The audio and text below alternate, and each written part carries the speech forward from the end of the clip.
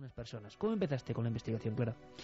Bueno, pues todo ha empezado porque se me ocurrió la idea de relacionar este tema con otro que es el tema de la grafología, porque empecé a preparar una novela y así fue como descubrí que pues no eran casos son casos puntuales, vamos a decirlo así, pero que había algunos cuantos y que eran los que habían, desde luego, eran muy llamativos, muy sorprendentes y demasiado poco coincidentes en cuanto a que los fenómenos que se manifestaban eran tan fuertes que dices, bueno, pues esto no puede ser una coincidencia, ¿no? Esa es un poco la impresión que... ¿Cuál es el primer caso que te encuentras? ¿Qué dices como investigadora? Y muchos años, ¿no?, acercándote a temas de lo más diverso. Planificando tu investigación dices, caramba, vaya caso. Nos pasa muchas veces, ¿verdad? Un recorte, una página de un suceso que parece olvidado, que al final acaba desapareciendo, ¿no?, entre la marea de datos, pero tú te quedas con ese suceso, lo extrapolas y dices, aquí hay algo. Pues precisamente fue el caso que se ha mencionado en la introducción, que el de Claire Sylvia, esta bailarina neoyorquina, que tenía una enfermedad muy grave y bueno, se sometió a un doble trasplante de corazón y pulmones. Y a raíz de ese trasplante, esta mujer, que tenía un carácter, pues era una bailarina, era muy disciplinada en su dieta, porque esa es una de las cosas que hay que comentar, se experimentan cambios hasta en los gustos, ¿no?, en las comidas, y llevaba una vida muy ordenada en ese sentido. Y bueno, pues después de someterse a un largo calvario, que es el que normalmente llega a todas las personas que van a experimentar un trasplante, ¿no?, durante mucho tiempo en lista de espera, esta mujer se convierte en la primera trasplantada de Nueva Inglaterra y de este tipo de trasplante, ¿no?, de corazón y pulmones.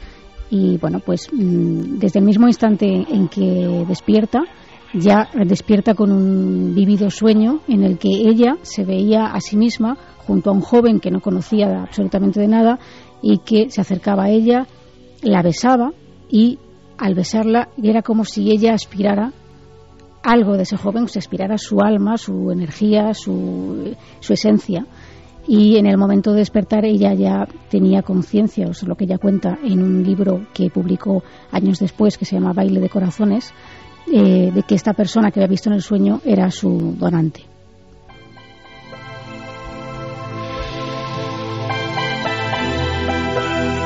¿Ella en el sueño llega a verle rostro, llega a identificarlo?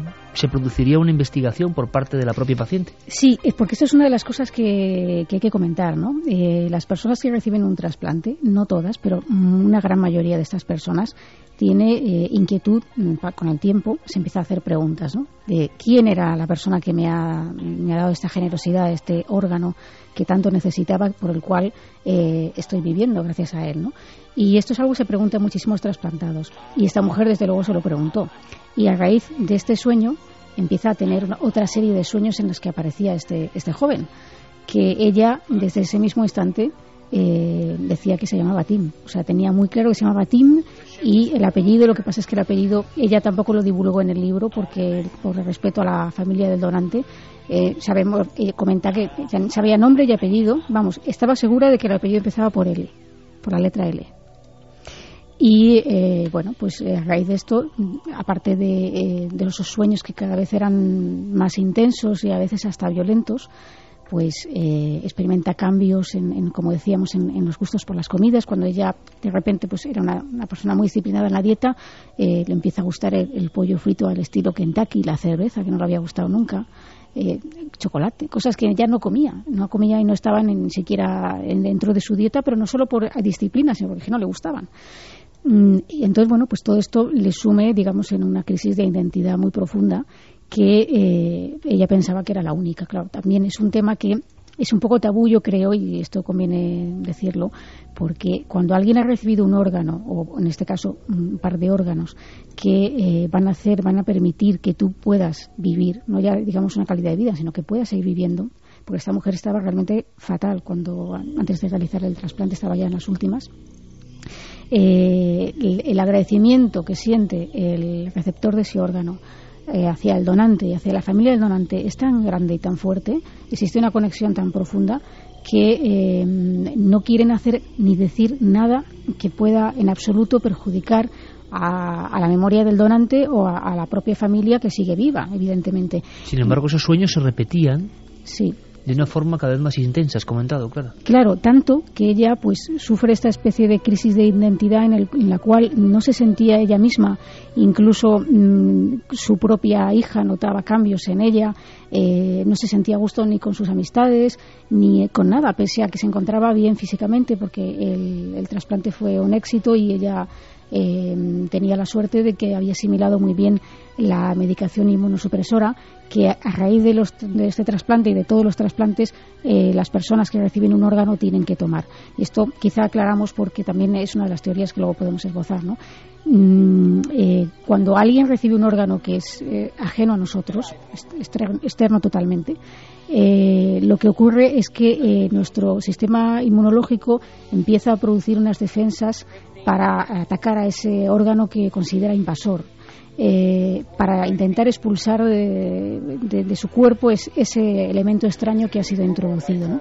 Y para paliar todos estos efectos, lo que se hace es que se suministra una medicación inmunosupresora que es muy potente, que debe ser tomada todos los días y que tiene graves efectos secundarios que pueden originar pues desde diabetes, subida de la tensión, propensión a desarrollar un tumor, una serie de cosas que obviamente no son tan importantes cuando hay una vida en juego. Es decir, las personas que se someten a un trasplante saben de este sistema y de lo que va a pasar, de lo que puede pasar, pero lo acatan porque es que no les queda otra, ¿no? Entonces, bueno, pues ella al principio cree que a lo mejor es la medicación que está recibiendo la que puede estarle cambiando de alguna forma y empieza a acudir a una terapia con grupos de personas que han recibido trasplantes igual que ella, y es cuando descubre que no es la única.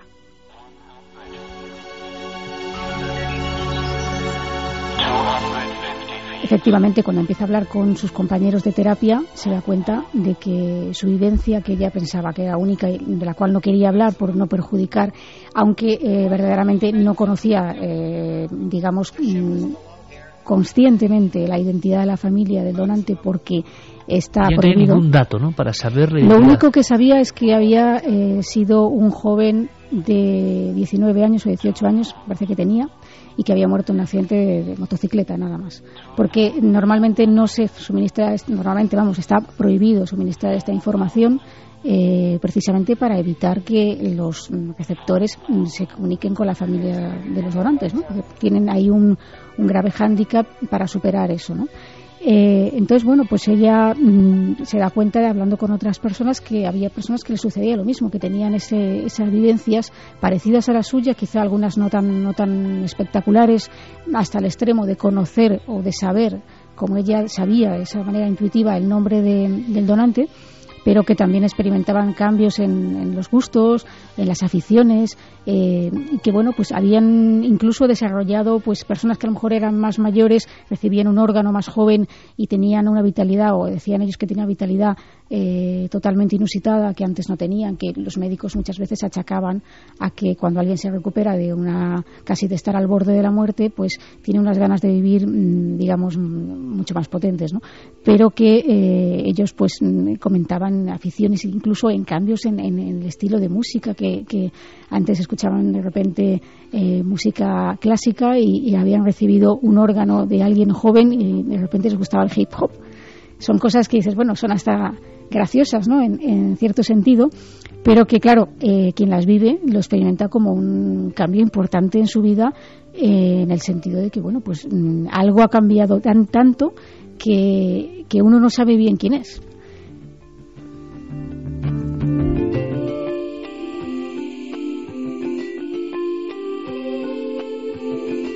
Claro, pero esta circunstancia nos hace plantear una pregunta, si es que en esos órganos la memoria celular sigue teniendo algo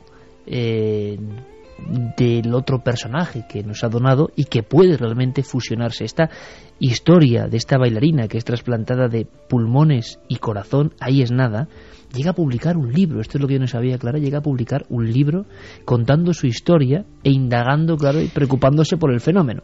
Sí, porque ella, a raíz de todo esto, emprende una investigación que, en mi opinión, es una investigación bastante completa, en el sentido de que ella no es científica, y es una persona que se dedica al arte, a bailar, pero su interés por el tema es personal.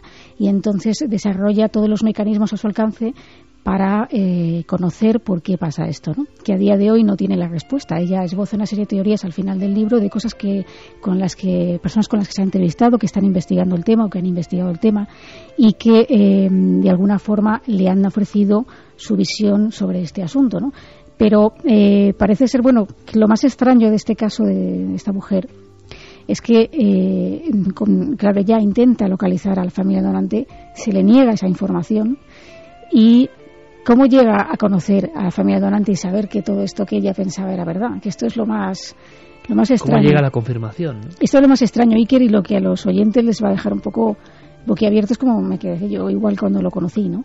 Y es porque, después de mucho tiempo de la operación, de habérsele negado esa información, en una cena casual que desarrolla con unos amigos en un restaurante, conoce a una persona que se le presenta como, de alguna forma sensitivo, ¿no? Él se definía así, como sensitivo, y ella pues se abre por esta circunstancia y le cuenta lo que no solía contar a todo el mundo, ¿no? Los sueños especialmente que estaba teniendo y la situación que estaba viviendo. Y este hombre le pide el teléfono, se marcha a su casa, el otro se marcha a su casa, y al día siguiente le llama por teléfono y le dice: mira, tengo que hablar contigo porque he soñado con la esquela de tu donante.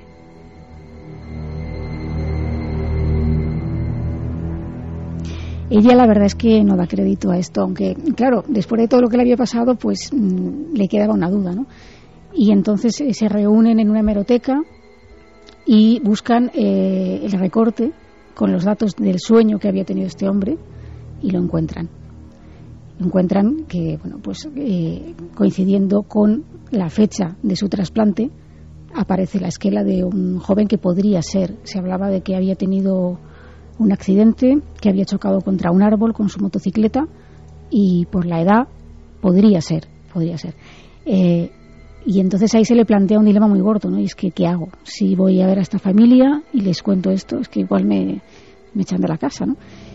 Y duda mucho. Hay gente que le aconseja que no vaya, que se olvide del tema, que puede causar un grave trastorno a esa familia, pero ella está empeñada y resuelta a hacerlo, porque realmente su vivencia en este sentido había sido positiva. Es decir, pese a su crisis de identidad, que es lo que ella le volcó hacia este asunto, todo lo que ella sentía, porque ella lo sentía en el corazón, es lo que ella decía, ¿no? Hacia Tim, hacia el donante, era todo positivo, ¿no? Y ella quería compartir eso con la familia. Entonces viaja a conocer a la familia, que estaba en otra ciudad, y la familia en principio pues la recibe un poco fría, ¿no? Porque no quiere asimilar un poco todo esto que se le está contando. Y de hecho, pues en un momento determinado algunas personas de la familia no la reciben demasiado bien, otras sí, y es a medida de que tiene contacto con ellos y empieza a compartir sus experiencias, lo que ella estaba viviendo, lo que ella estaba sintiendo al respecto del donante, cuando la familia pues se queda completamente alucinada y le empieza a confirmar que esos datos que ella les está dando pues son verdad.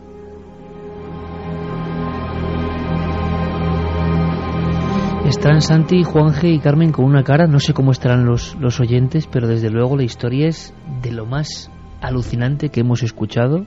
La propia persona, la receptora, se pone a investigar. Es un trasplante de un nivel increíble. Me gustaría mucho saber, antes de conocer vuestra opinión, qué dice la gente. Un tema muy sensible, muy delicado, fíjate, pero que nos parece de película, pero que Clara está investigando y que es real, absolutamente real. Mira, Ara, por ejemplo, nos dice que su primo fue uno de los primeros trasplantados de ojos de su provincia, que había perdido la vista a los 16 años tras una medicación, y los doctores Vega se lo trasplantaron años después. Siempre se sintió muy agradecido, tanto a los doctores como a los donantes, aunque sí que es cierto que a veces comentaba que se sentía extraño. Yo nunca lo relacioné con el tema que planteáis, sino más bien por el hecho de ser una cosa pionera. Buenas noches. Hablando de trasplantes, George Langeland, autor del relato de la mosca, escribió una espeluznante historia cortada y titulada La mano, en la que el protagonista sentía como su extremidad parecía tener vida propia y le obligaba, en contra de su voluntad, a cometer delitos y crímenes. Ahora hablamos un poco de algunos casos de manos. Nos lo contaba Diego. Carlos Callan, en introducción, hablaba de un trasplantado de mano que pidió que se le volvieran a amputar. ¿Por qué? Ahora lo comentamos. Lo mismo se pregunta María de Asturias, un tema muy inquietante, el de los trasplantes, y me pregunto, ¿qué ocurre con las transfusiones de sangre? Es el líquido más vital que tenemos, pasa por todos nuestros órganos, atraviesa el corazón. ¿Por qué con las transfusiones no ocurre eso? A mí me pusieron 2 transfusiones tras un accidente y no sentí ese rechazo. Pues son preguntas, como digo, ahondando en un tabú clarísimo. Habrá gente que se lleve las manos a la cabeza, pero creemos que todos los temas se pueden contar con educación y con sentimiento de saber por qué pasa este misterio. El misterio profundo es si esos órganos a nivel más pequeño, a nivel casi subatómico en algunos casos, que componen la célula, llevan ya una característica indivisible de alguien y están ahí presentes, ¿no? La pregunta que se lanza con casos que pueden sonar muy dramáticos o muy extraños, la pregunta es excepcional, en el fondo, ¿qué somos, no? ¿Y dónde vamos? Y si hay algo de esa persona y sin embargo ya no está conectado al cerebro y está en otro cuerpo, ¿por qué sigue habiendo energía, al parecer sentida por algunas otras personas receptoras, que sigue emitiendo, ¿no?, su radiación, entre comillas, de lo que era antes? ¿Qué es eso? ¿Y de dónde viene? También nos preguntan que qué dice la Iglesia acerca de los trasplantes. ¿Lo aprueba? Yo, como donante que soy, creo que es una forma de agradecer a Dios el cuerpo que nos dio, una rondeña. Preguntas y teorías de todo tipo. Santi, Juanje. Bueno, es que todos estos casos nos traen una pregunta, que es cuando trasplantamos un órgano o una parte del cuerpo, ¿qué estamos trasplantando realmente? Estamos trasplantando desde luego algo físico, pero estamos trasplantando algo más, porque todos tenemos, por ejemplo, una memoria genética, una memoria que traemos de nacimiento y que nos hace que sepamos hacer desde ya bebés una serie de cosas que no hemos aprendido, o alguien ha aprendido antes que nosotros y nos lo ha ido transmitiendo. ¿Cómo se ha ido codificando esa memoria? ¿Cómo se ha generado y cómo se ha ido transmitiendo? Hace tiempo, en realidad sobre la memoria yo creo que sabemos bastante poco. Hace tiempo se realizó un experimento muy interesante en el cual se cogió una batería bastante grande de ratones de laboratorio y se les enseñó un laberinto, que es algo relativamente común en este tipo de prácticas. Luego se fue cogiendo a los ratones y a cada uno se le fue dañando sistemáticamente una parte del cerebro diferente para ver cuál olvidaba el laberinto. Ninguno de ellos olvidó el laberinto, con lo cual no hubo manera de ubicar la zona del cerebro donde estaba localizado ese conocimiento. Pero es que luego cogieron a otros de esos ratones y empezaron a dañarle sistemáticamente cada vez más partes del cerebro, a ver si de alguna forma, mientras tuvo capacidad motriz el animal, seguía recordando el laberinto. Con lo cual empezaron a barajarse la posibilidad de que la memoria se almacenara en el cerebro de una forma holográfica, es decir, no había una parte, sino que era el conjunto de todo. O sea, que no se sabe. Pero, ¿y si no solo en el cerebro? ¿Y si es holográfica en todos sitios? A veces parece que el cuerpo tiene memoria. Yo toco la guitarra por hobby y realmente no haces un esfuerzo consciente, parece que la mano sabe cosas. O cuando aprendes a montar en bicicleta, es tu cuerpo el que aprende a montar en bicicleta un día y 10 segundos antes no sabía. Es un momento de chas, un momento sabes, al anterior no sabías. ¿Quién sabe cómo se ubican los conocimientos, cómo se ubica eso que etéreamente llamamos nuestra alma en el cuerpo? Hablábamos de la mano, pequeño inciso, y un oyente hablaba de una historia de ficción con la mano.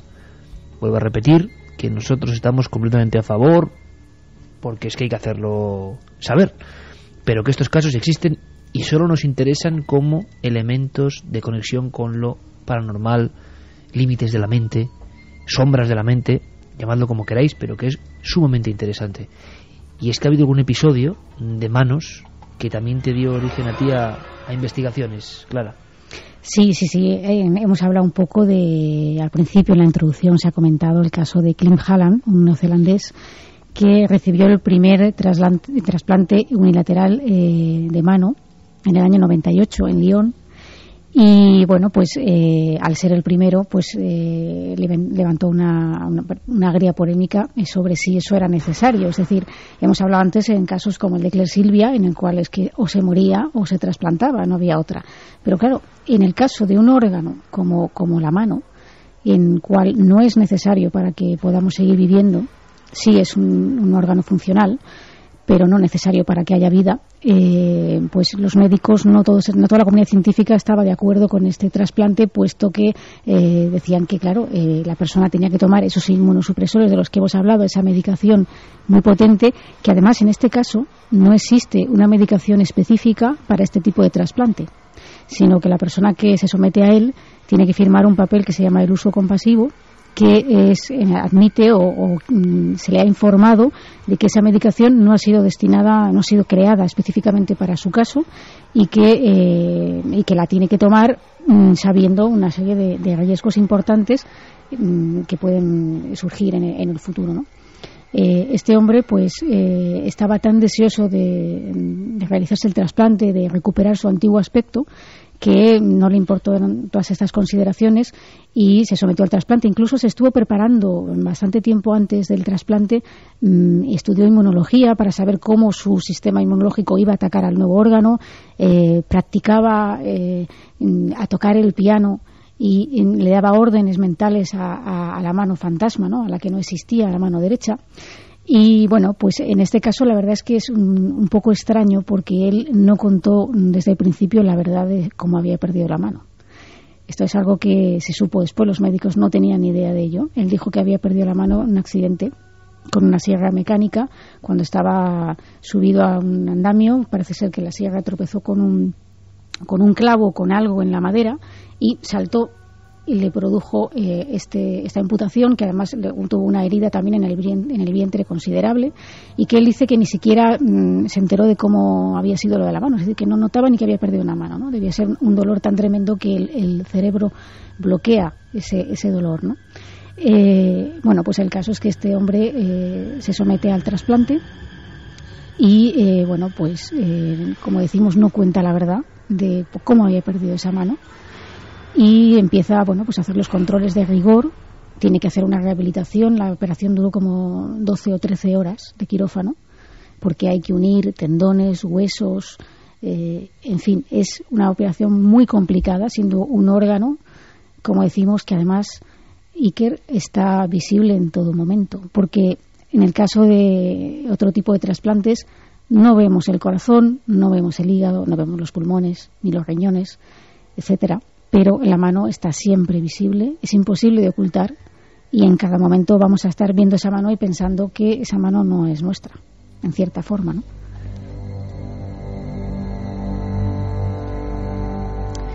Pues poco después le dan más o menos el alta en cuanto al tema de que tenía que estar ingresado y demás, se le da el alta, pero él tiene que seguir sometido a esa medicación, y él regresa a su país.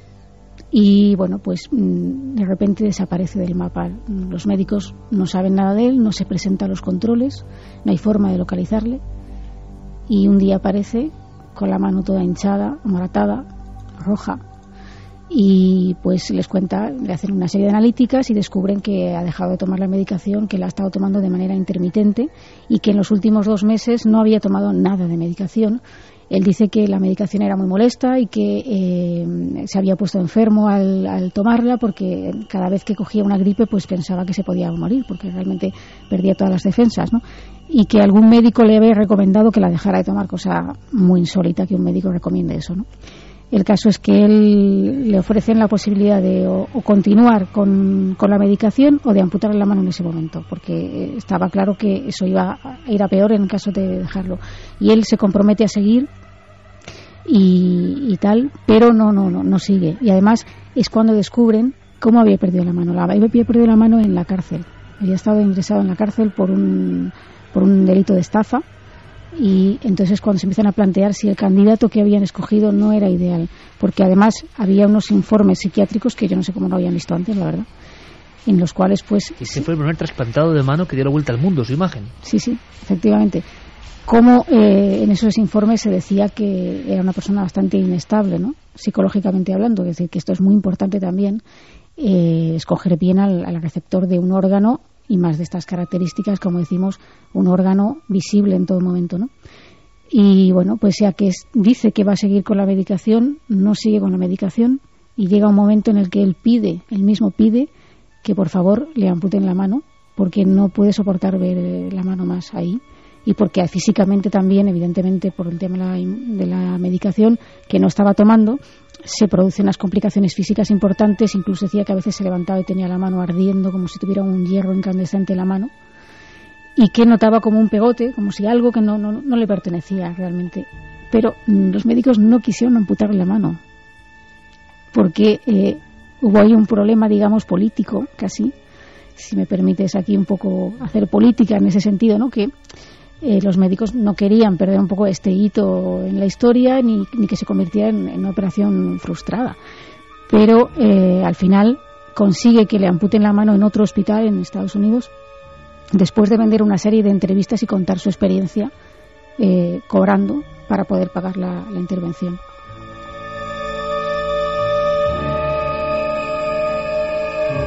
Mi gran pregunta, Clara, ¿cómo le amputaron la mano en la cárcel? ¿Qué pasó en la cárcel?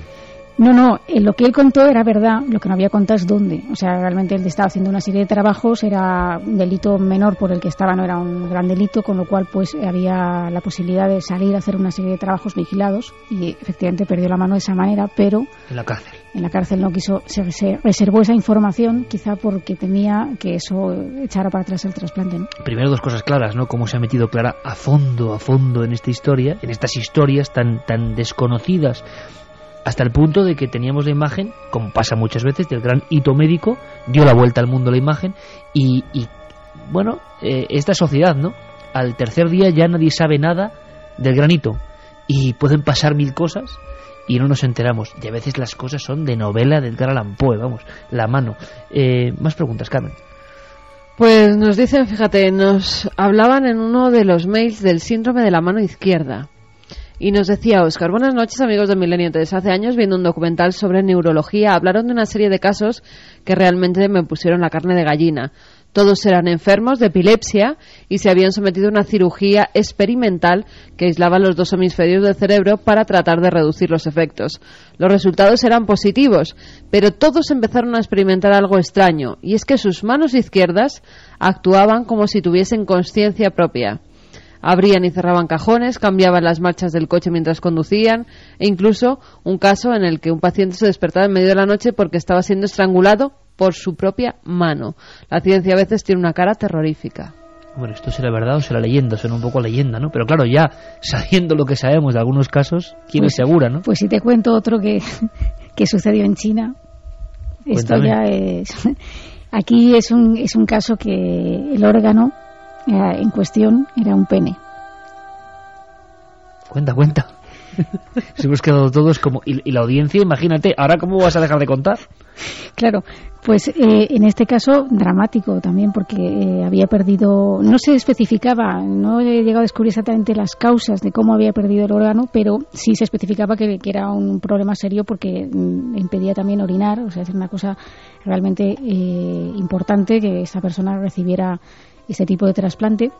Y bueno, pues la intervención fue bien, todo desde el punto de vista físico fue bien, pero 15 días después el hombre, este hombre chino, y su mujer acudieron porque pidieron que se le amputara el pene por rechazo psicológico, Iker, tanto de la mujer como del propio hombre. No podían...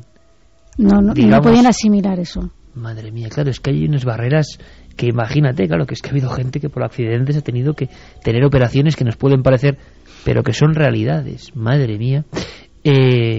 Por cierto que ha habido una noticia de última hora, como siempre, que podemos pensar que es leyenda, y luego de leyenda nada, ¿no? Es cierto, Santi Juanje, lo del hombre que quiere ponerse una cámara. Primero, yo no sé cómo puede funcionar una cámara acoplada al tejido humano, es que no lo entiendo. Resulta que es que el hombre, efectivamente, le falta un ojo. Entonces, en ese ojo de cristal Es un señor belga, tengo por aquí la... dentro del ojo de cristal ponerse una cámara. Robespierre se llama. Efectivamente. Entonces es dentro de ese ojo de cristal hacer una microcámara en la que él pueda pues hacer un documental. La verdad que la temática del documental es curiosa porque siendo algo tan pionero la temática la veo un poco absurda, que es ver hasta qué punto se puede espiar a la gente metiéndose una microcámara en un ojo. Pero claro, es que no le falta, precisamente es que le falta el ojo. O sea, la temática del documental me parece absurda. Pero sí va en torno y en cuestión a una cosa que se da mucho cada vez más en los reportajes y los formatos de los reportajes, y es que la gente más que ver las cosas bonitas y preciosas le gusta meterse en la piel del reportero, del que está allí. En este caso, y todos los formatos de televisión que van en este sentido son los que mejor funcionan, en este sentido este hombre sí que sería el máximo pionero, ya que por desgracia la visión sería la cámara. Claro, es que su misma visión sería la cámara, que es a lo que se tiende en los formatos de reportajes.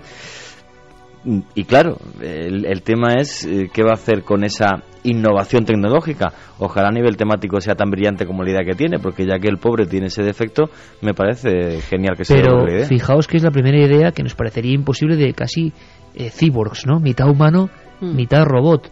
Otro ejemplo que nos sonaría imposible hace 10 años: alguien, Santi, en un dedo un terminal USB. Pues sí, pero esto no es broma. No es broma, parece... Y bueno, empezó yo creo que como una broma. Un caballero finlandés que tuvo un desgraciado accidente de motocicleta en que un reno, un venado, un animal de estos... Un ciervo. De estos que hay por allí por Finlandia. Se le cruzó por el camino, tuvo una mala caída, un mal accidente de moto y perdió un dedo. Y cuando estaba hablando de su rehabilitación con el doctor, yo creo que este medio hombrona le dijo, bueno, pues tú que eres informático, pues yo creo que si te ponemos una memoria USB ahí, pues ya le sacas una utilidad. Y este dijo, vale. Pero ¿cómo puede ir? Es que no puedo acabar de entenderlo. En la prótesis. Claro, una prótesis biónica así y tal, y luego... Y llevaron a cabo a mí de esta noticia lo único que me choca es que ya puestos a reemplazar un dedo solo ha puesto una de 2 gigas, que las hay de mucha más capacidad. Pues sí, pues la verdad, si se va a quedar obsoleto, pero lo podrá cambiar. Pero fíjate que yo creo que iremos viendo cada vez más cosas de estas, porque de hecho hay toda una tendencia de pensamiento, que es el transhumanismo, que se basa precisamente en que el ser humano no debería dejarse limitar por la mera biología, y que con la ayuda de la cirugía, con la ayuda de la implementación tecnológica de aparatos dentro de tu propio cuerpo, los cyborgs que mencionabas antes, y con cualquier otro tipo de ayuda química, quirúrgica, técnica, etcétera, etcétera, el ser humano tiene todo el derecho a utilizarla para mejorarse, prolongar su vida, mejorar sus capacidades sensoriales, sus capacidades intelectuales o físicas. Santi, ¿por qué no lo hemos hecho la semana que viene? Porque hay una noticia que tú mismo me has pasado del primer muerto por un robot en guerra, que es el inicio de otra historia. Podemos hablar de ese término terrible que venía del antiguo checoslovaco, creo, robota, esclavo, ¿no? Sí. Y que vamos a hablar de robots la semana que viene también, ¿te parece? Capek se llamaba el que inventó el término. Karel Capek. Acabo de acordar. Pues la semana que viene vamos a hablar de eso, porque las máquinas, desde luego, ya están aquí. Claro, nos trae una información impresionante. Claro, te voy a invitar a que te quedes, o te voy a hacer una pregunta más sobre este último tema, polémico y de verdad sobrecogedor en muchos aspectos, pero es el cine japonés. Yo decía antes película antigua, bueno, antigua que tiene 4 o 5 años, ¿no? Ya es antigua. El Ojo, que fue una de las primeras que dejó al mundo entero estasiado de terror, porque alguien al que le trasplantaban un ojo empezaba a ver visiones como si fuera el muerto. Y eso causó una serie de tremendas reacciones, ¿no? A muchos niveles. Ahora me contestas, Clara, ¿ha habido un caso parecido? ¿Ha habido gente que ha notado, aparte de ese primer caso espectacular, estas sensaciones de tocar casi el más allá con un nuevo órgano? Así nos lo contaba el cine. Primero, deberías saber bien cuál es la ética médica en lo que respecta a los trasplantes de órganos. Segundo, me es imposible conocer la identidad del donante de córnea. ¿Qué sombras negras? ¿Cambias una córnea y ve fantasmas? ¿De verdad crees eso? ¿Y si te digo que sí? Entonces dejémoslo ya. Pero, tío... Creo que te has enamorado de tu paciente. Diga. Doctor, es usted. Moon tiene problemas. ¿Puede venir ahora mismo?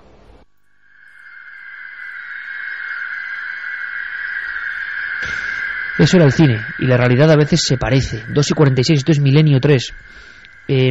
Por cierto, 7640, palabra clave Milenio, con esos 3 libros y el tarot del Necronomicon, extrañísimo y recién salido de la imprenta, con esas tarjetas, ilustraciones terroríficas. Por cierto que mañana también, en Cuarto Milenio, Carmen nos trae una historia de esas. A mí me ha impresionado, a mí me ha impresionado conocer la historia, y sé que mañana vamos a tener documentación en vídeo de aquel niño escocés, lo contamos, que parece que recordaba perfectamente una vida anterior, con pelos y señales. La pregunta es si ha habido esos casos en esta panoplia de historias extrañas que estás investigando ahora mismo, Clara, y que te agradezco además que nos cuentes, con los trasplantes, porque parece que algo dentro cambia, casi siempre para bien, pero a veces parece que la percepción también se amplía, o pasan cosas muy raras. ¿Hay casos de este tipo que catalogarías como de lo más extraño? Sí, precisamente al filo de un niño. En este caso de una niña de 8 años, un caso recogido por Paul Persson, que es uno de los investigadores que estudió hasta que murió recientemente el año pasado,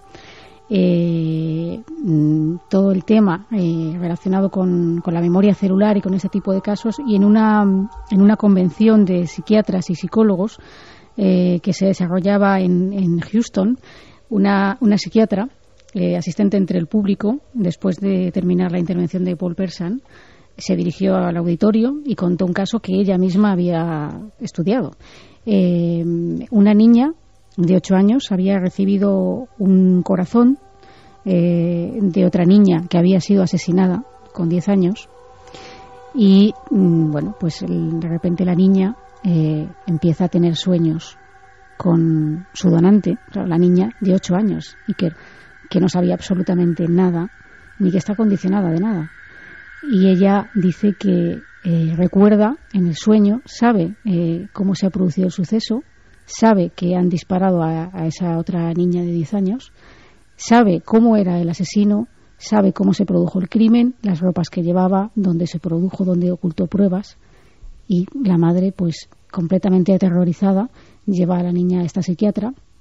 La psiquiatra al principio no da crédito, pero a medida que va desgranando detalles muy precisos, se queda tan impresionada que deciden acudir a la policía.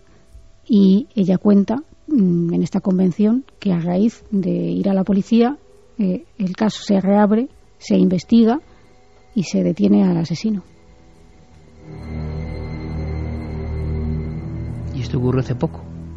Pues esto ocurrió hace unos años en esta convención, exactamente no sé el año, porque lo que sí comento es que muchos de esos casos, algunos hemos dado nombres y apellidos, pero hay otros que conocemos el caso, pero no conocemos muchos detalles porque las personas lo han contado, pero de manera anónima, si no, no lo hubieran contado. Impresionante es poco, seguiremos andando en todo esto, Clara, y desde luego que, como te conocemos bien, seguro que todas estas indagaciones al final son un fruto inquietante, pero a la vez informativamente con un gran peso, y que va a enseñarnos otro mundo, que es lo que hacemos entre todos desde hace muchos años, ¿no? Pero quiero que te quedes, Clara, al menos para conocer un poco esta historia que viene a continuación, que nos lleva a Venecia. Luego Nacho, en la tercera hora, nos contará una historia de un extraño cráneo que ha aparecido con invocaciones satánicas de hace muchos miles de años, que ha dejado a los investigadores y arqueólogos alucinados. Es un cráneo con ciertas manufacturas y que tiene que ver con lo diabólico en el mundo judaico. Pero ha habido otro cráneo que nos ha llamado mucho la atención y que esta semana ha salido a la luz, se ha desenterrado en una fosa común en Venecia, ni más ni menos. Hace poco estábamos allí. De nuevo Joan Solés, que ha estado pluriempleado para Milenio esta semana. Joan Solés tenía los últimos datos y ahora comentamos más. Vampiros, sí, como tantas cosas, leyendas, ¿no? Pero entonces, ¿por qué este cráneo ha aparecido así? Buenas noches. El cadáver de la mujer del siglo XVI con el ladrillo encajado entre las mandíbulas ha sido hallado en una fosa común del Lachareto Nuovo, una isla de la laguna que fue hospital cementerio de Venecia en tiempos de las grandes epidemias que azotaron media Europa hasta el siglo XVII. En aquella época se atribuía la propagación de la peste negra, por ejemplo, a vampiros, muertos vivientes, comedores de mortajas, como demostrarían los cuerpos revueltos en sus tumbas que a menudo hallaban los sepultados. sepultureros. En realidad, la mayoría eran seres humanos que, considerados muertos, habían sido enterrados vivos, o resultado de la descomposición de cadáveres que por entonces no se comprendía todavía. En cualquier caso, leyendas antiguas explicaban el fenómeno como acción de vampiros, que el poder político, en ese caso la Inquisición en el mundo cristiano, se encargó de perseguir. Conocemos todo ello por la amplia documentación de los inquisidores, que reflejaban en sus actas detalles macabros y descripciones muy precisas de los procesos post-mortem. La mujer supuestamente vampiro hallada en Venecia no sería más que una víctima de estas persecuciones en vida o de conjura en la muerte. La importancia de su hallazgo, sin embargo, radica en la reconstrucción por primera vez del ritual de exorcismo del vampirismo y ayuda, sin duda, en el estudio de la leyenda de los vampiros. Por el hecho sonoro imposible, ¿qué sabemos más de esta especie de profanación ritual en Venecia, ni más ni menos? Siglo XVI. Pues fíjate, sabíamos que en el siglo XVI a estos supuestos vampiros los temían mucho, porque al parecer abrían las fosas comunes que había en Venecia para echar a más cadáveres que habían perecido por la peste, porque esto eran víctimas de la peste, que estaba además diezmando la ciudad de Venecia. Y lo que se sabe es que esos enterradores en muchas ocasiones encontraban cadáveres con los vientres hinchados, con los sudarios a veces como comidos. Les llamaban incluso no vampiros, sino devoradores de sudarios, porque parecía que los propios muertos se comían sus propias mortajas. Cadáveres masticadores, decía José Luis Cardero, el antropólogo. Pues lo que pasaba era todo que eran fenómenos de la hinchazón, de la putrefacción, y ellos lo identificaban con fenómenos vampíricos, con fenómenos que llevaban a pensar que por las noches esos cadáveres se levantaban, que como tenían sangre por la boca, por las fosas nasales y con todo el vientre hinchado también de manera sangrienta, pues pensaban que se alimentaban verdaderamente de sangre, pero lo que era en realidad era putrefacción. Y se sabe que a esta mujer sí que la metieron el ladrillo en la boca para que no comiera o no pudiera sorber nada más de esa supuesta sangre que sorbía por las noches. Se sabe que fue después de muerta, y que además le rompieron varios dientes al introducirle ese gran ladrillo en la boca. Juanje, tú que has estado siguiendo la pista del misterioso Lajos Gula, esto nos lleva casi de Italia a Rumanía, ¿eh? Sí, es lo que yo he leído la misma noticia de Carmen y hay cosas en las que no estoy de acuerdo. O sea, realmente, como siempre, Carmen. O sea, es que tú y yo no podemos estar de acuerdo nunca en la vida.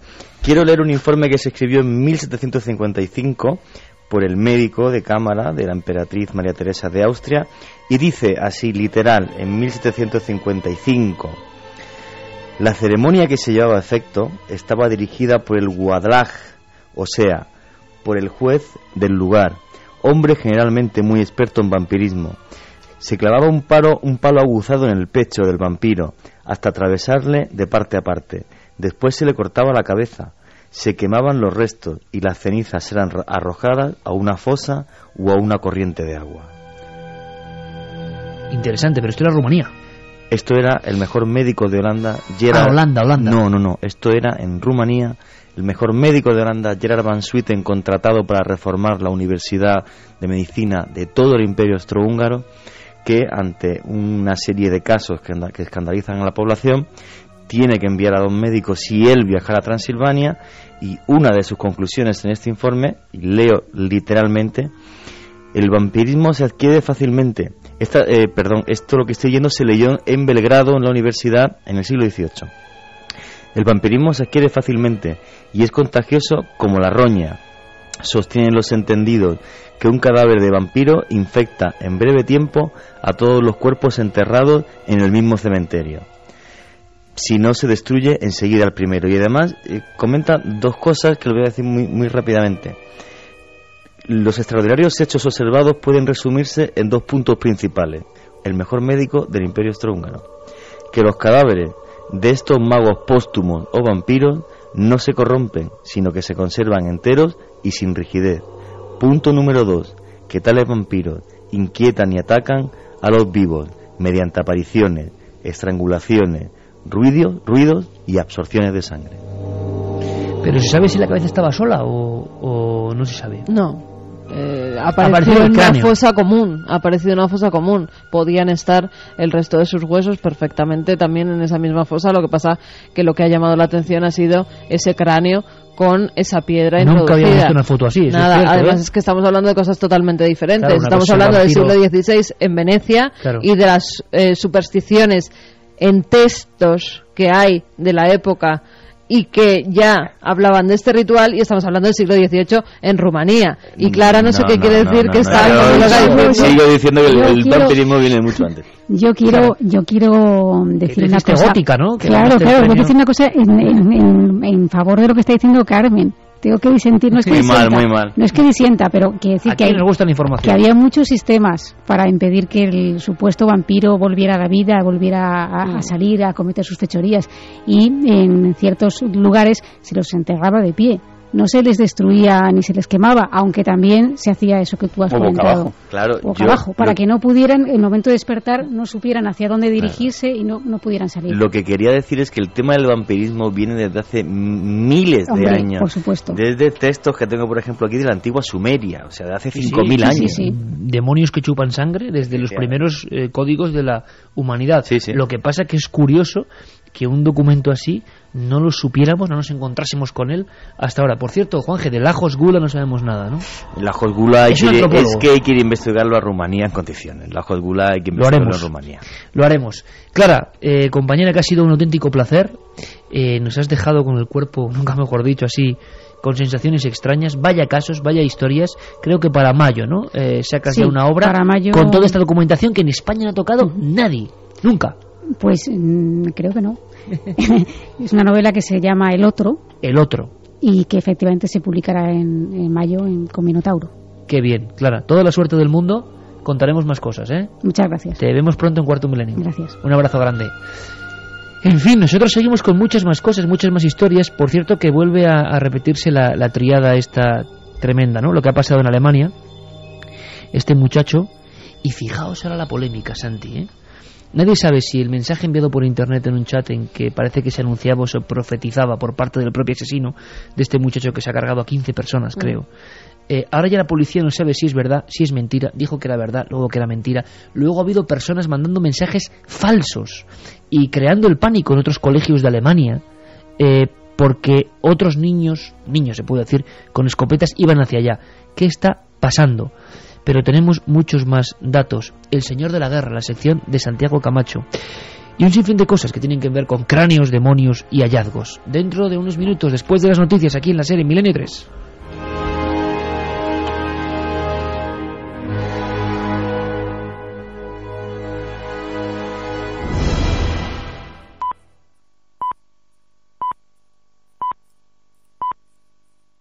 Magnética transcraneana. Como casi siempre, las noticias que pueden ser definitorias, tremendas, cambiantes de una era, pasan a veces sin pena ni gloria. Y esto ha ocurrido con lo sucedido en Suiza hace tan solo unas fechas.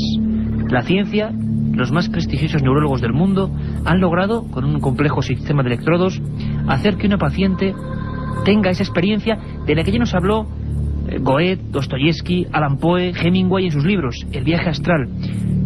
En la más profunda antigüedad, en el tiempo de los egipcios, de los faraones, se hablaba del Ba, ese pájaro con rostro humano que hemos visto tantas veces pintado en las tumbas, que se elevaba. El alma se desdoblaba del cuerpo y tenía conciencia propia. Parece mentira, parece ciencia ficción. Son las 10:37. Esto es Milenio 3. Estamos aquí todo un equipo. Katia Rocha, Carlos Barroso, Carmen Porter, este que os habla Iker Jiménez y el maestro Antonio Bravo en los mandos técnicos de esta nave de misterio y de palabras. Una pequeña noticia abre un universo inmenso. La ciencia, ya había varios, y hablaremos de eso con profundidad durante esta media hora, ya habían intentado en varias ocasiones manipular físicamente el cerebro. No solo para provocar un viaje astral, sino por ejemplo para provocar miedo mecánico. Hablaremos con científicos españoles que desde los años 40 y 50 han trabajado en Estados Unidos intentando llegar al control físico de la mente, algo que da casi miedo real, pero que está ahí. Y también comentaremos cómo los diversos gobiernos sobre todo los servicios de inteligencia, han estado siempre prestos a utilizar esta tecnología. Una tecnología de la que apenas se habla, o solo se habla en sitios como Milenio 3. La tecnología del control del pensamiento.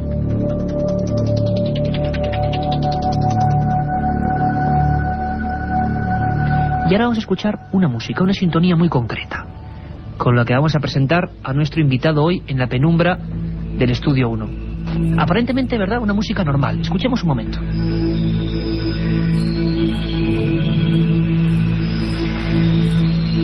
Estos acordes tan suaves sirven, según sus creadores, y muchos de ellos relacionados con la ciencia, para crear estados alterados de conciencia.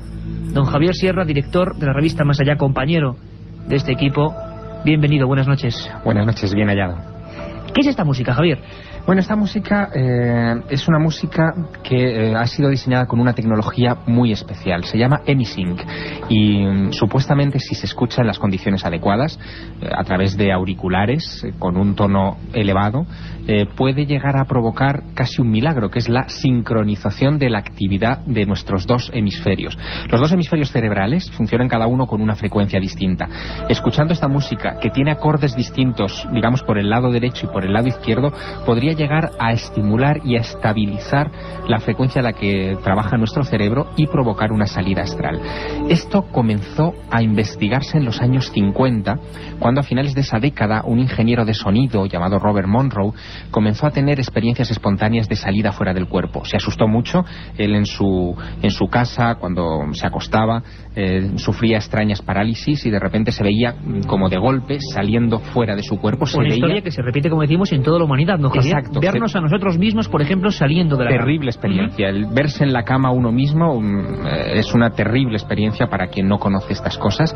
Y Robert Monroe pensó durante muchísimo tiempo que tenía algún tipo de enfermedad incurable. Incluso se llegó a pensar que podía tener un tumor cerebral o algo así. No tenía nada, pero él se dio cuenta de una cosa, que cada vez que se producía ese fenómeno había una vibración en el ambiente. Él escuchaba como un sonido dentro de su cráneo.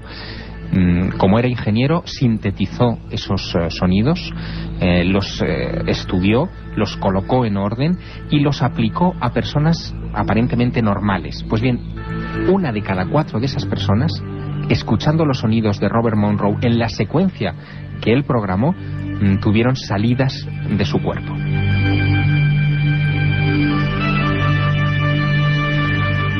La ciencia persigue hace tiempo la manipulación del cerebro, del pensamiento, de las emociones. Lo que ha ocurrido en Suiza este mismo año, hace unas fechas, no es nuevo. Se habla de los experimentos del doctor Michael Persinger, psicólogo de la Universidad de Ontario en Canadá y jefe del grupo de neurología que realizó experimentos desde el año 95. Experimentos tremendos, incluso muy visuales, porque había un casco con electrodos que, emitiendo una serie de corrientes en el lóbulo temporal, conseguían que los pacientes escépticos y completamente alejados del misterio tuvieran, por ejemplo, visiones horrorosas, alucinaciones imposibles de desdoblar de la propia realidad, o incluso esa sensación liviana que tanto hemos escuchado, ese túnel, esa luz, ese desprenderse del cuerpo que tantos nos cuentan en las experiencias cercanas a la muerte. Es increíble, pero esto está ocurriendo. Persinger decía que, al menos en 7 años de estudio, ha habido, manipulando el cerebro, 3 vías muy distintas. Una, que pulsando determinada zona de nuestro cerebro, ese gran desconocido, tenemos las sensaciones místicas, o que probablemente se equiparen a las de los místicos. Incluso podríamos llegar a provocar, según Persinger, heridas en el cuerpo, que la mente sufriese tanto que se provocaran heridas en el cuerpo. Otra sería satisfacción sexual, muy curioso, pulsando simplemente uno de estos electrodos. Y otra, bienestar. Pero ¿cuántas otras vías extrañas hay en el cerebro y la ciencia está investigando sobre ellas?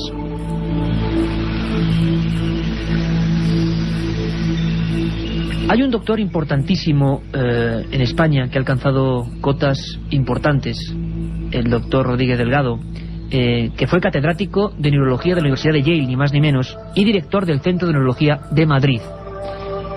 Vamos a escuchar, bueno, mejor dicho, Javier, hubo un experimento de él siempre ha estado desde los años 50 investigando el tema de la mente, fue en la famosa fuga de cerebros, fue uno de los científicos españoles que fue a Estados Unidos, hizo todo tipo de experimentos, pero uno fue muy célebre, sobre el cerebro de los animales, ¿verdad? Sí, sobre el cerebro de un toro bravo. Fue el experimento que le dio a conocer en todo el mundo, que se reprodujo en todos los periódicos importantes del planeta, en sus páginas de ciencia, en imágenes que eran muy elocuentes. En ellas se veía al propio profesor José Manuel Rodríguez Delgado en una plaza de toros, sujetando una especie de transistor, y delante un toro bravo. Ese toro bravo tenía una peculiaridad: se le había incorporado al cerebro un electrodo que podía ser estimulado por una frecuencia de radio.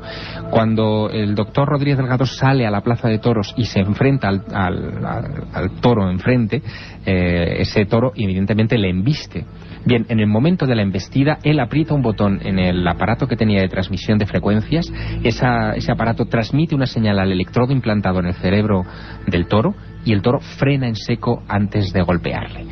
Era la demostración evidente de que se podía controlar a distancia el cerebro de un animal. De ahí las lecturas que se pueden sacar son múltiples, incluso la posibilidad de que el propio Rodríguez Delgado y otros expertos hubieran trabajado, como de hecho lo hicieron, con los servicios de inteligencia norteamericanos para tratar de controlar a distancia un cerebro humano. Y hemos hablado, Javier, con esa eminencia. Milenio 3 ha hablado con el doctor Rodríguez Delgado y nos respondía de una forma, además, casi, sin darle importancia a algo que parece que tiene mucha importancia y realmente puede ser básico para el funcionamiento de nuestro propio conocimiento. Le preguntábamos al doctor Delgado si es posible manejar físicamente las emociones, y hoy en día la ciencia puede manejar el cerebro. Esto es lo que nos respondía. ¿Cuál es el centro de nuestra personalidad? Evidentemente el cerebro. Entonces, podemos modificar, variar las emociones, los pensamientos, la enseñanza. Hombre, claro que sí. Y en efecto, en Suiza es donde empezaron todas estas cosas con el profesor Rudolf Hess. Hace en el año 52, fíjate, hace tiempo. Y entonces, en efecto, siguiendo esta línea, me marché a Norteamérica, me parece que fue en el 46 o por ahí, inmediatamente después de la guerra. Y allí, pues sí, hemos continuado estudiando las funciones cerebrales que son modificables por estímulo eléctrico y químico cerebral. La otra realidad. Milenio 3, en la cadena SER. Primer día, llegada al hotel y alojamiento. Segundo día, ruinas de Petra y pistas de Nazca. Tercero, Sábana Santa de Turín, pirámides de Egipto. Ninguna agencia te ofrece un viaje como este, lleno de misterio y aventuras. Solo Iker Jiménez te lleva a las fronteras de lo imposible. Un viaje de 150.000 kilómetros que recorre el lado más enigmático y sorprendente de la historia. Fronteras de lo imposible, de Iker Jiménez, publicado por Editorial Edad. Aparte de gozosos, dolorosos, gloriosos, los misterios de la Iglesia son sorprendentes e inexplicables. La periodista Carmen Porter te ayuda a desvelarlos en Misterios de la Iglesia, una obra que saca a la luz los episodios más impactantes del fenómeno religioso. Exorcismos, apariciones, cuerpos incorruptos, estigmas. Misterios de la Iglesia, de Carmen Porter, publicado por Editorial Edad. La otra realidad. Milenio 3, en la cadena SER. Sabéis que hay una vía importante, milenio3@cadenaser.com, milenio3 con número @cadenaser.com, para entrar en los sorteos que hacemos de madrugada, para sugerirnos, opinar, criticarnos, lo que queráis. Y sobre todo, hay un programa, ese programa de 1 hora de 3 a 4, donde va a haber un montón de historias y de cosas fantásticas. Una muy importante, Carmen Porter. Pues sí, Iker, buenas noches. Hace tan solo unos días en Játiva, en Valencia, el policía municipal Francisco Ellín y otros compañeros de patrulla observaron un extraño objeto que coincide con otros muchos avistamientos de los que ya hemos hablado aquí en el programa, en Milenio 3. Vamos a dar un pequeño avance de lo que comentaremos en la madrugada. Perfecto. Si quieres, escuchamos a ese policía municipal que con otros policías de su patrulla y otros muchos testigos aparentemente han visto algo que luego se ha filmado y de lo que hablaremos profundamente en nuestra segunda edición. Escuchamos al policía Francisco Ellín. Hay una patrulla de policía que está ejerciendo sus labores propias de patrullaje y ven algo en el cielo que les llama la atención porque era algo que no habían visto nunca. Entonces me llaman por la emisora del vehículo y cuando voy pues me doy cuenta de que cuando veo aquello que no es el planeta Venus, aquello es un objeto, estaba bastante alto. La forma que pude visualizar con unos prismáticos pues era como si se tratase de un dedal invertido. Emanaba una potentísima luz blanca, totalmente blanca, muy radiante, y luego por los bordes despedía una especie de azulado que iba de un azul clarito a un azul más tomado, más oscuro. puede ser el último caso en que la policía española se enfrenta y al parecer incluso al mismo tiempo casi en que otros videoaficionados graban en sus cámaras. Los vamos a tener hablando a ellos esta madrugada de todo lo que ha pasado. Luces extrañas sobre Levante. Más cosas, Carmen. Pues como siempre, nuestras secciones de la madrugada, los comentarios de libros, el informativo, las leyendas urbanas, viajes y muchas más cosas. Y además, que no se me olvide comentar a todos los oyentes que el próximo viernes, 20 de diciembre, pues parte del equipo de este programa, de Milenio 3, acudiremos a Córdoba, donde daremos unas charlas con imágenes y sonidos exclusivos. El lugar, la calle Doctor Rodríguez Maya 8. Calle Doctor Rodríguez Maya 8 y la hora a las 8:30 de la tarde. Este viernes, 8:30, el equipo de Milenio 3 se va a Córdoba. Os esperamos.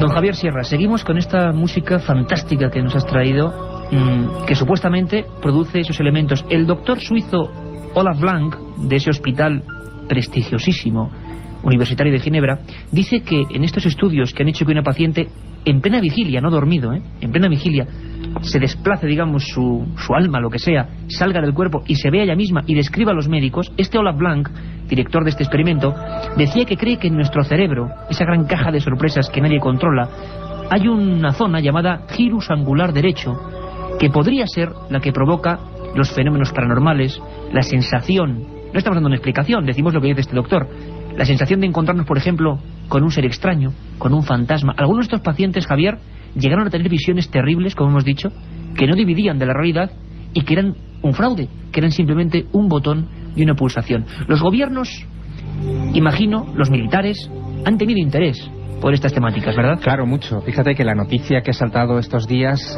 lo que trata es de explicar o de cancelar, digamos, el misterio en torno a los viajes astrales y otros fenómenos paranormales, atribuyéndolo simplemente a disfunciones cerebrales o a estímulos que recibe nuestro cerebro y que provocan esa especie de visiones que por lo tanto son internas y no objetivas. Pero hay un problema muy serio con el asunto de los viajes astrales, y es que durante muchos años se ha venido comprobando cómo algunas de las cosas que se veían en el desplazamiento astral, pues realmente estaban ahí. Tanto es así que en los años 70, en plena Guerra Fría, tanto soviéticos como norteamericanos crearon grandes programas de investigación dedicados precisamente a reclutar gente que tenía habitualmente ese tipo de experiencias astrales de manera espontánea, a encerrarlas en habitaciones en el Pentágono o en institutos de defensa en los Estados Unidos de lo más variado, y a tratar de estimular que esa gente volara hacia objetivos militares enemigos muy concretos para que trataran de describir de una manera limpia, barata y absolutamente indetectable, pues el próximo objetivo la panacea militar. De la visión remota, ¿no?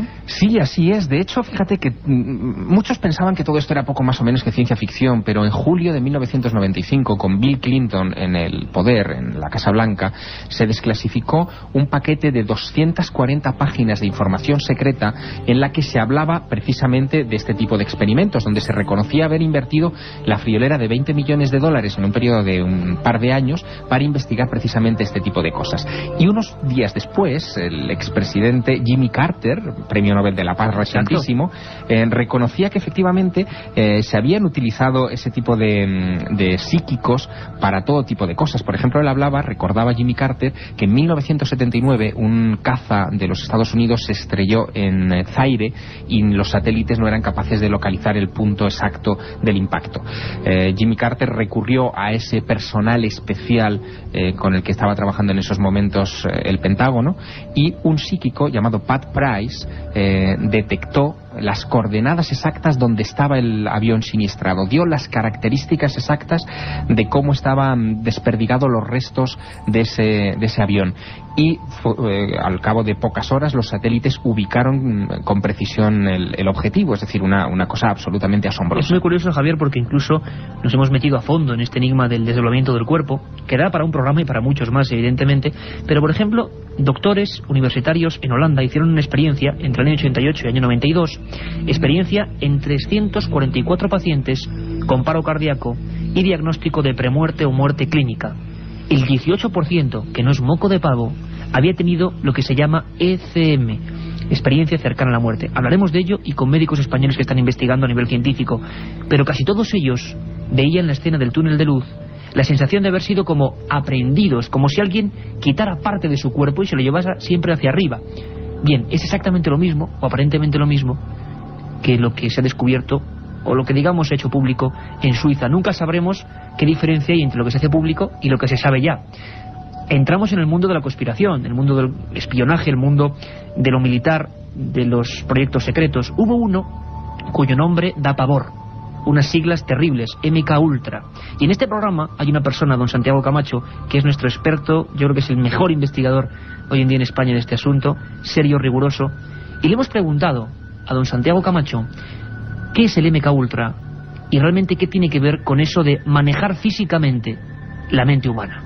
El gran programa oficial para intentar el estudio del control físico y químico de la mente se llamaba MK Ultra. Fue un proyecto de investigación de la Agencia Central de Inteligencia Americana, con el cual se pretendía ni más ni menos que descubrir mecanismos a través de los cuales el cerebro humano pudiera ser dirigido como se dirige un cochecito con un mando a distancia, hacia determinadas actitudes deseables por los servicios de inteligencia. De hecho, uno de los propósitos últimos de MK Ultra era la creación de asesinos programados o agentes secretos que ni siquiera supieran que lo son, personas que tenían acceso a información muy delicada, pero que no sabiendo ellos mismos de su propia condición de agentes secretos, eventual interrogatorio, no podrían, mejor dicho, delatar ningún tipo de datos. Esos datos, a través de un trance hipnótico o de el empleo de diferentes drogas, luego saldrían como si revelásemos una película fotográfica virgen. Se experimentó con el uso de implantes cerebrales, electrodos, se experimentó con el uso de drogas, con la combinación de estos métodos con la hipnosis, se experimentó también con el empleo de todo tipo de radiaciones, de microondas, etcétera, para poder controlar un cerebro a distancia. Y curiosamente se desarrolló cierto número de armamentos que ahora mismo se encuentran en fase experimental y que parece ser que se han utilizado incluso para disolver manifestaciones pacifistas, todo este tipo de cosas, en los cuales mediante el sutil empleo de radiaciones de microondas se podían inducir cosas como náuseas, desorientación, sentimientos de temor a un grupo humano. Temor, náuseas, terror a un grupo humano por la técnica y la ciencia humana. Tremendo, Javier, el proyecto MK Ultra, al que prometo que dedicaremos un programa íntegro. Pero sin embargo, en el otro bloque, era una especie de guerra fría en lo paranormal, hubo también este tipo de tentativas, Javier. ¿Hubo un interés del bloque soviético por adentrarse en el control de la mente? Desde luego que lo hubo, y de hecho una de las grandes preocupaciones que tenían los servicios de inteligencia norteamericanos era cómo protegerse de esas incursiones enemigas, de esos supuestos espías astrales del bloque comunista.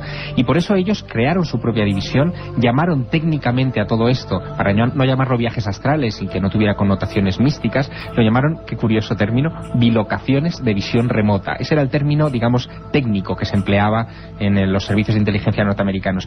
Y se consiguieron cosas curiosísimas. Por ejemplo, aquel mismo año de 1979, en el que Carter descubre ese avión en Zaire, ocurre otra cosa. Otro de los sensitivos descubre algo curiosísimo. En un astillero, en el mar Báltico, en el astillero de Severodvinsk, descubren cómo se está fabricando un submarino soviético dentro de una gran campana de hormigón que era imposible penetrar por parte de los satélites.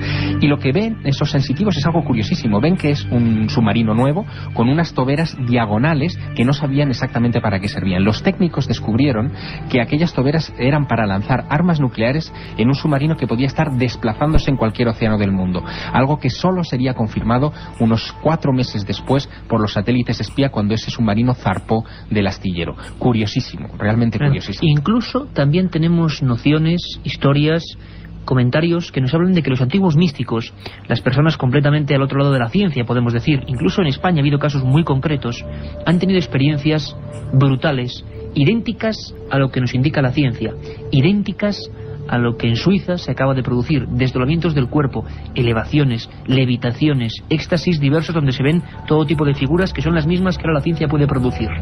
El mundo de la mística, Javier, hablaremos de eso mucho. Hay ejemplos clarísimos de bilocación o de separación de un cuerpo, digámoslo así, en casos tan célebres como el de la monja y sabemos, de Jesús de Ágreda, ¿no? Y sabemos una cosa importante que esta noche queríamos dejar así como de fondo, ¿no?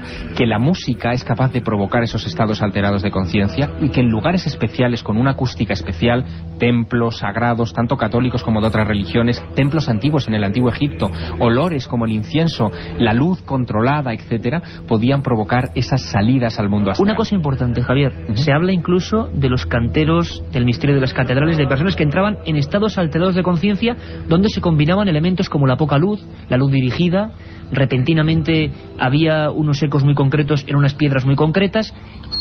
Podría ser quizás que el cerebro de esas personas entrase en esa especie de umbral en el que ahora la ciencia se está aproximando, que esos místicos sufrieran esas experiencias que la ciencia... Lo que nosotros hoy conseguimos con estimulaciones directas del cerebro a través de electrodos, en la antigüedad se conseguía precisamente con estos, entre comillas, efectos especiales de la antigüedad, que era crear el ambiente propicio para que la mente volara en libertad. Música como esta, Javier, que nos has traído y que además ha compuesto este grupo que tú decías, realmente... Del Instituto Monroe. ¿Sí? Exactamente, para hacer que algunos hombres y mujeres en ese experimento pudiesen, digamos, desdoblarse, ¿no? Sigue siendo un enigma la noticia, como hemos dicho, pasó sin plena gloria, en un hospital suizo, una mujer de 43 años, en plena vigilia, con los mejores neurólogos del mundo, unos electrodos en su cerebro, unas descargas eléctricas y la sensación perfecta de desdoblarse del cuerpo, subir hacia el techo y describir perfectamente la operación, los trajes, digamos, todos los elementos de cada uno de los enfermeros.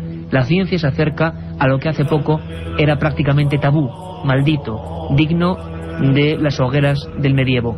Seguiremos hablando y mucho de lo que la ciencia está haciendo y de esos proyectos casi maléficos del espionaje en torno a la mente humana. Nos vamos ya, dentro de un poquito, a las 3 de la mañana, volvemos con la segunda edición de Milenio 3.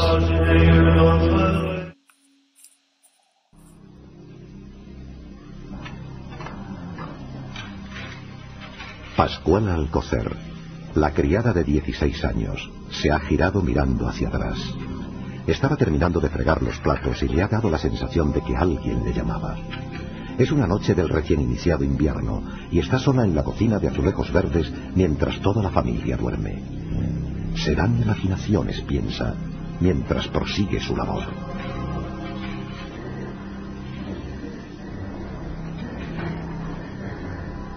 Desde el marco de la puerta comprueba que todo está en su sitio y pulsa el interruptor de la luz. Todo queda en penumbra. Antes de dar el primer paso en busca del pasillo, vuelve a escuchar algo. Pero esta vez es algo que no podrá olvidar nunca.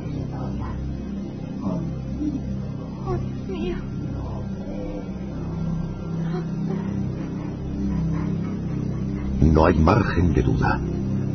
Aquellas palabras con tono siniestro parecen producirse en el mismo centro de la cocina. Pero allí no hay nadie. ¿O sí? La joven aún le echa valor y avanza en la oscuridad.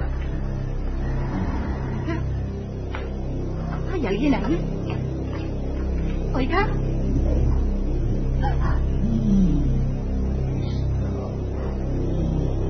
¿Hay alguien? Justo al darse la vuelta, esta vez más cerca, casi notando un aliento rozándola, escucha una risa siniestra que deja a la criada sin aliento.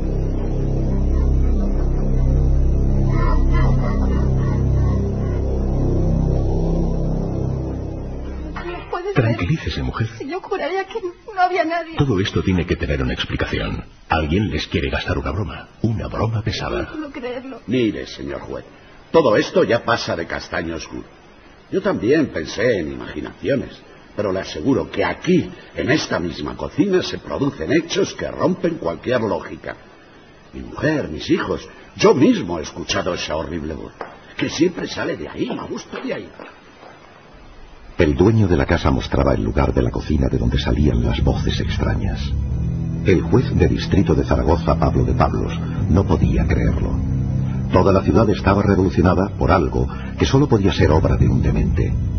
Una familia asustada, la prensa llena de titulares refiriéndose a un duende, y aquel hombre respetabilísimo, el señor Palazón, señalando con mano temblorosa hacia la hornilla que hacía de respiradero de humos del edificio. La voz y la cara de espanto del jefe de la policía armada, que bajaba de la azotea, le sacó de sus pensamientos. Pablo, hemos registrado cada piso, cada tubería, cada hueco del edificio y nada. ¿Pero cómo que nada? No lo entiendo. Nada, señor. No hay orificios perpetrados con berbiquís o medios similares. Se ha aislado el edificio y ya sabe lo que ha ocurrido. Lo hemos convertido en un búnker. Son mis hombres los que ya no comprenden la situación y esperan órdenes. Efectivamente, esa misma madrugada, con 17 policías custodiando la casa número 2 de la calle Gascón de Botor, la voz había vuelto a escucharse. Y esta vez amenazando directamente a los allí presentes. Según el reloj del jefe de la Policía Armada, ocurrió a las 3:16.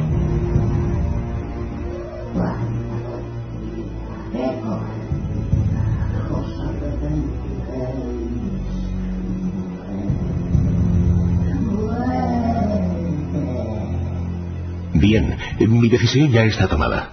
Comuniquen de inmediato con el gobernador civil. Ordeno desalojar toda la manzana y seguir vigilando noche y día. ¿Entendido?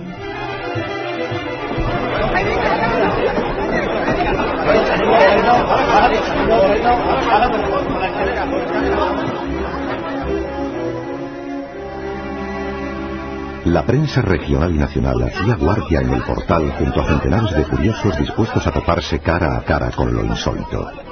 Los guardias expeditivos no dudaban en mitigar cualquier conato de aproximación a la vivienda a golpe de porra. Uno de los más insistentes era un periodista joven del Heraldo de Aragón, Andrés Ruiz Castillo. Venga, Romeo, déjame pasar. Ya sabes que me debes una. Mira, Castillo. Apártense, por favor. Mira, no me toques la moral, que ya estoy bastante quemado con este asunto. ¿No sabes que hasta el gobernador ha hecho una nota llamando a la calma? Eso ha provocado que el gentío se nos eche encima. Esto es cosa del demonio. Aquella misma mañana toda la prensa española amanecía con una nota sorprendente de don Otero Mirelis, gobernador civil de Zaragoza. Después de 2 semanas de intensa investigación, no se encontraba un culpable. Y la voz proseguía en el mismo lugar, inesperada, repentina, a veces dejando pasar muchas horas sin manifestarse, y en otras ocasiones surgiendo como un trueno hasta 3 y 4 veces seguidas. El periodista, mientras observaba los disturbios callejeros, extrajo de su gabán el histórico comunicado y lo leyó bajo el umbral del portal. Son ya muchos días que se está tratando la espinosa cuestión del duende, que al objeto de evitar ridículos y situaciones poco gratas, creo que será prudente silenciar el asunto hasta que la policía descubra al que con sus monosilábicas frases ha logrado atraer la atención del país y preocupar a algunas personas. Por ello ruego a la prensa atienda mi indicación. Ya lo ves, está la cosa muy mal. Señora, por favor, apártese. Hasta dicen que el Times de Londres lo ha sacado en primera plana. Atrás, por favor, por favor. Nos van a llover palos como no cojamos al bandido que está creando todo esto. Pero tú lo has hecho. Varias veces, sí. Y era muy desagradable. Decía maldiciones. Ya te digo, cosa del demonio. Mira, Romeo, escúchame. Si tú me dejas entrar, ¿puedo saber si eso se está emitiendo por radio de algún modo? Sabes que voy a formar parte de la nueva emisora de la ciudad y que conozco un poco el mundo de las ondas. ¿Pero qué ondas? Ni qué ondas, hombre. Por favor, no se echen encima. Atrás, por favor. Que te digo que me crujen si dejo pasar a alguien de la prensa. ¡Que me crujen, Castillo! Mira, las ondas son un mundo mágico, que me llega ahora como novedoso, pero he pensado que igual alguien está aprovechándose de eso y asustando con algún motivo a la familia. Mira, Romeo, si tú me dejas pasar, te lo juro que serás tú el que pille al infractor y que se lleve la medalla. Yo ya lo publicaré después cuando tú me digas. ¿Qué te parece? Para el periodista Andrés Ruiz Castillo, aquella era la gran exclusiva de su vida. Provisto de una bata blanca, su amigo le había franqueado el paso, convirtiéndole por arte de magia en médico psiquiatra, que tenía que velar por la salud de los presentes en la cocina de los misterios. El corazón le latía fuerte al ir ascendiendo por aquella escalinata de madera vieja. No estaba muy lejos del rellano del segundo piso, cuando instintivamente, como en un acto de defensa, se echó atrás. Un viento helado le detuvo. Bajó rápidamente, proveniente de algún lugar. Un frío repentino que hasta le despeinó. Después, pudo escuchar algo que le llenó de pavor.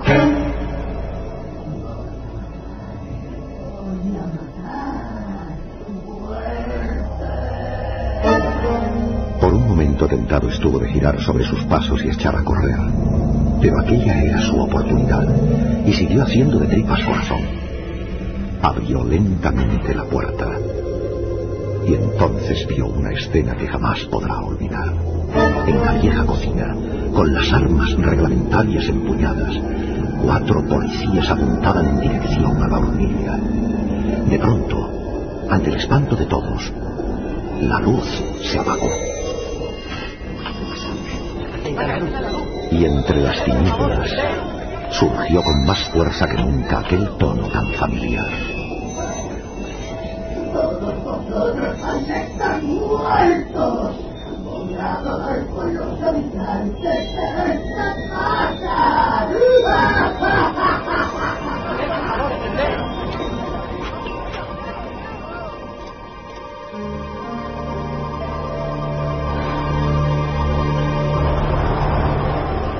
Los que asistieron a esta escena saben que si no hubo un fallecido en aquel tumulto a oscuras, fue por puro milagro. La voz siguió lanzando sus malos augurios, al tiempo que los 5 presentes, los 4 policías y el periodista, llegaban abajo como el alma que lleva el diablo. Algunos se palpaban el pecho, con los ojos casi saliéndose de las órbitas, sin poder dar crédito a lo que habían escuchado. Mientras tanto, Andrés Ruiz Castillo se guardaba disimuladamente la cámara fotográfica tras haber realizado instantáneas de todo aquel ambiente irrepetible. Mientras, en otro lugar, el problema seguía vivo. Bien, señores, seré sincero, yo ya no sé cómo actuar. Se ha demostrado que no era la sirvienta a quien primero acusamos con la débil teoría de la ventriloquía inconsciente. Hemos vigilado noche y día, cortado el agua, bloqueado la manzana, excavado la zanja para examinar el cableado. ¿Me quieren decir qué demonios podemos hacer ahora? Yo tengo una idea, señor juez. Algo que no es científico, pero que nos puede dar una solución. Es el último clavo al que aferrarse. Yo lo llamo mediunidad hipnótica. Es seguro que la propuesta del doctor Baltasar Riera no se hubiese aceptado en otras circunstancias. Acudir a una doctrina tan poco conocida y arriesgada como el espiritismo y la hipnosis de manera oficial hubiera sido motivo de durísimas críticas. Pero tanta era la angustia por resolver el enigma que finalmente se mandó llamar a una mujer de un pueblo de la provincia, conocida por sus extraordinarias dotes, para entrar en trance. Su nombre, Asunción Álvarez. Ya lo noto. Ya percibo la presencia. Ya está cerca. Ya ¿Qué es? Doña Asunción, ¿qué es? El doctor, como el resto de los presentes, incluido el jefe de la Brigada de Investigación Criminal desplazado desde Madrid, miraban asombrados a una mujer aparentemente dormida. Todo permanecía a oscuras, y aquella escena digna de otro tiempo se desarrollaba en total secreto. De pronto, sonaron unos golpes que hicieron retumbar las paredes. ¡Quietos! ¡Quietos, por favor! No saquen sus pistolas. Permanezcan agazapados, cada uno en su sitio. Por favor. Este experimento es muy importante y esto puede ser algún tipo de comunicación. Es maligno. Es algo maligno. Está aquí. Está aquí. ¿Cómo dice? Doña Asunción, ¿quién está aquí? ¿Se trata del duende? Es maligno. Está aquí. Está aquí para traerlo. ¡Muerte! Está sufriendo una arritmia. ¡Pida auxilio! ¡Despierte! ¡Asunción, despierte! Encienda la luz y traigan un vaso de agua y una toalla, por favor. Está bien. Asunción agonzaba en su extrañeza. Su orondo rostro se había arrugado como si repentinamente hubiese envejecido 50 años. La risa era rígida y los ojos, como dos huevos, parecían querer salirse de las órbitas, sin rastro de pupila, completamente blancos. Soy yo. ¿Qué tanta policía? ¡Qué cobardía! ¡Soy yo! Tiene pulsos. ¡Llamen al hospital! ¡Vais a morir! ¡Vais a morir! Esta mujer agoniza. Se me muere. Por favor, llamen al hospital, rápido. Por el amor de Dios, ayúdenme. ¡Muerte para todos!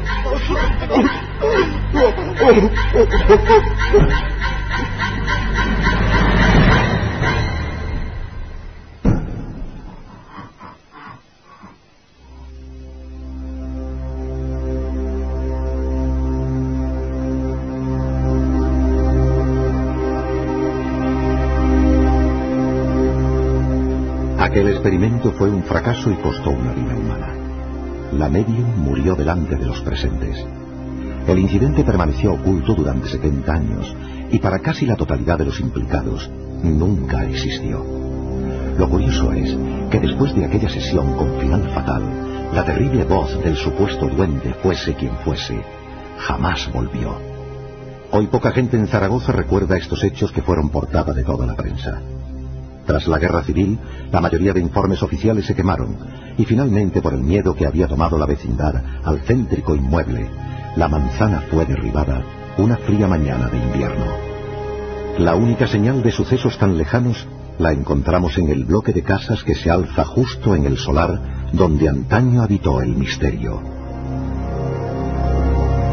Aún hoy, si nos acercamos a su entrada, podemos leer en letras doradas: Edificio Duende.